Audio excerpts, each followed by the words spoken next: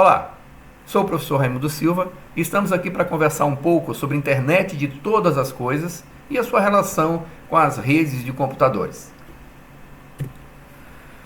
Bom, as raízes da internet das coisas, podem ser rastreadas até o MIT, um grupo de trabalho fundado em 1999. Estava trabalhando no campo da identificação de frequência de rádio em redes e tecnologias de sensor emergentes. Bom, o ponto-chave, talvez, de internet de todas as coisas sejam justamente os sensores e também os atuadores. Mas aqui neste vídeo vamos tratar mais dos sensores, porque é através dos sensores que determinadas inúmeras possibilidades se abrem para capturar informações e gerar uma grande massa de dados.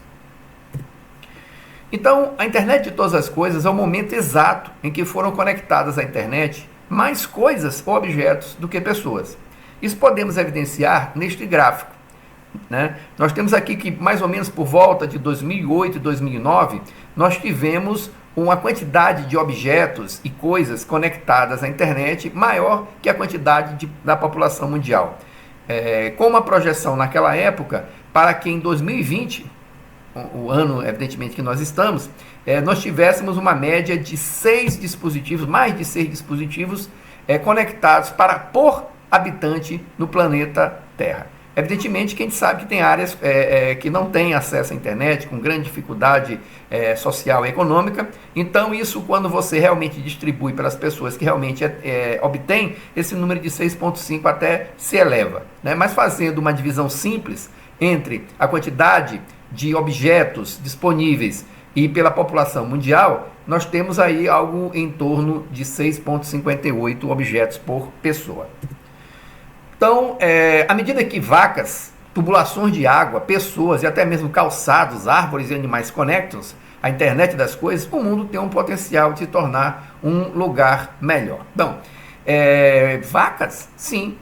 Se você tiver um determinado animal no pasto com sensores, transmitindo informações, podem mostrar o monitoramento, onde ela se encontra, qual é a área de pastagem que ela melhor deveria estar, temperatura do corpo, outras medições biológicas podem antecipar problemas no próprio rebanho. Tubulações de água, pressão da água no tubo, ou se está alta ou se está baixa demais, se está alta demais, qual é o limite máximo, se está na hora de abrir as comportas, de fechar, calçados, quanto a pessoa caminha por dia, árvores, animais, ou seja, quando você começa a conectar tudo, por isso que a Cisco hoje chama de internet de todas as coisas, quando tudo começa a se conectar,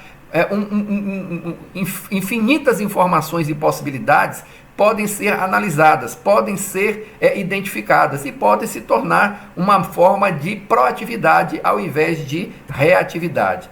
É como fala aqui o Peter, o pesquisador da HP.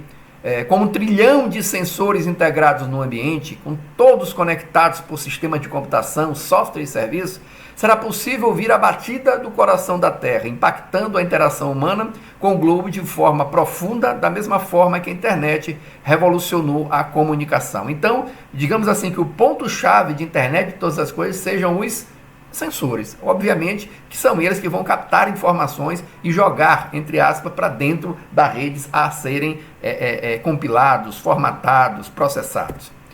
Então, hoje, a internet das coisas é composta por uma coleção livre de redes diferentes. Então, os carros automatizados ao extremo, Os atuais têm várias redes para controlar a função do motor, recursos de segurança, sistema de comunicação e assim por diante. Já os prédios têm vários sistemas de controle para aquecimento, ventilação, ar-condicionado, serviço de telefone, segurança e iluminação. Mas esses sistemas, eles ainda estão muito separados, Eles não têm ainda uma conectividade muito grande entre eles. Então, à medida que a internet das coisas evolui, essas redes e muitas outras estarão conectadas. Então, aqui no internet das coisas, você terá toda uma malha de informações do transporte, educação, residencial, negócio, energia, terra, outros, como redes individuais que começam a compartilhar informações, conectados juntos, obedecendo, obviamente, os critérios de segurança, análise e gerenciamento. Então, deixará de ser redes independentes para serem redes interdependentes. Então, no final dos anos 80, a Cisco se estabeleceu a unir redes diferentes com roteamento multiprotocolo, resultando eventualmente em IP como o padrão de rede comum. Então, a internet de todas as coisas, a história se repete, embora em uma escala muito maior, uma escala global, né? Então, a internet de todas as coisas já transformou a internet em algo sensorial. E aí eu fiz questão de trazer alguns exemplos de sensores, né? Sensor de temperatura, de umidade, de gás, de metais, movimento, fogo, cor, luminosidade, nível, peso, pressão, proximidade, som, velocidade, ultravioleta, raios ultravioleta, vibração, estresse, etc. Então, tudo que poderá ser medido poderá ser capturado em informações. E todas essas informações capturadas vão gerar uma grande, enorme, imensa massa de dados que podem ser, evidentemente, e devem ser processadas. Tá? Permitindo que sejamos mais proativos e menos reativos, conforme eu tinha antecipado anteriormente. Então, aqui nós temos numa escala que os dados, né, vindo, imagine aqui os sensores, a grande quantidade de sensores gerando imensa quantidade de dados. Esses dados vão ser processados e gerarão informações. Essas informações, por conseguinte, irá gerar conhecimento. E esse conhecimento nos trará sabedoria. Né? Então, menos importantes são os dados, evidentemente, e o mais importante é a sabedoria. Mas precisamos, na base dos dados, e aí os sensores, trilhões de sensores, medindo em números e quaisquer movimentações físicas ou fisiológicas que possam ocorrer no mundo, biológicas, seja o que for, elas vão gerar inúmeras informações, conhecimentos e finalmente nós teremos a sabedoria. Então os dados são matéria-prima processada em informações, informações são unidas para formar o conhecimento, a sabedoria surge do conhecimento somado à experiência, embora o conhecimento mude com o tempo, a sabedoria é atemporal. Então, quanto mais dados são criados, mais conhecimento e sabedoria as pessoas obtêm. A internet das coisas aumenta consideravelmente a quantidade de dados disponível para processamento. A capacidade da internet, que são uma rede de computadores, de comunicar esses dados permitirá que as pessoas avancem ainda mais. Então eu chamo a atenção que a internet de todas as coisas ela estará, obviamente, como a sugestão que se passa até o presente momento, em todas as coisas. Mas para isso precisa da rede de computadores funcional e operacional para que essas informações possam efetivamente serem trafegadas de um local para o outro, armazenadas de um local para o outro e processadas, né? Então, eu trouxe um caso verídico, aqui está a fonte, evidentemente, que pesquisadores brasileiros e europeus estão instalando sensores em experimentos piloto e construindo uma plataforma computacional para gestão inteligente da irrigação de precisão baseada na internet das coisas. Tá? Eu fiz questão de trazer esse exemplo, que é um exemplo de internet das coisas que são milhares, que você pode pesquisar aí na internet, porque envolvem justamente um estado agrícola como o Maranhão e trazendo uma coisa diferente, entre aspas, que é justamente tentar a automação através da internet das coisas em um ambiente agrícola, né? Então, no final do segundo semestre de 2019, começou a instalação de um experimento do projeto da região do Mato Piba, né, que engloba os estados Maranhão, Tocantins, Piauí e Bahia. Né? Sensores sem fio coletam dados agronômicos de uma unidade do solo em diferentes áreas e profundidades e avaliam, por exemplo, a necessidade de irrigação das plantas. Então, observando essa figura, que evidentemente foi extraída da mesma fonte, nós temos aqui alguns dispositivos que nós podemos identificar facilmente. Outros nem tanto, mas, por exemplo, nós temos aqui uma célula fotovoltaica, né, captação de energia, precisa alimentar os sensores, os atuadores. Nós temos aqui algumas antenas, né? A comunicação precisa ser feita. Aqui nós temos aqui embaixo alguns canos, que é justamente onde ele pode estar liberando água, etc. e tal. Bom, então esse dispositivo aqui, né, essas informações, estão onde? Observa aqui na figura, num campo aberto. Né? Você imagine num campo agrícola aberto e diversos atuadores e sensores percebendo a condição do solo, da temperatura, etc. Bom, aí vem a parte da lógica de programação em cima das redes de computadores para que esse dispositivo possa operar satisfatoriamente. Então, as informações são enviadas para computadores nas propriedades agrícolas e para a nuvem computacional, onde são armazenadas e processadas com o objetivo de otimizar o processo de irrigação e o uso da água na agricultura. Né? Então, no campo, quando da instalação desse equipamento, a equipe encontrou diversos obstáculos que dificultaram o uso da internet das coisas.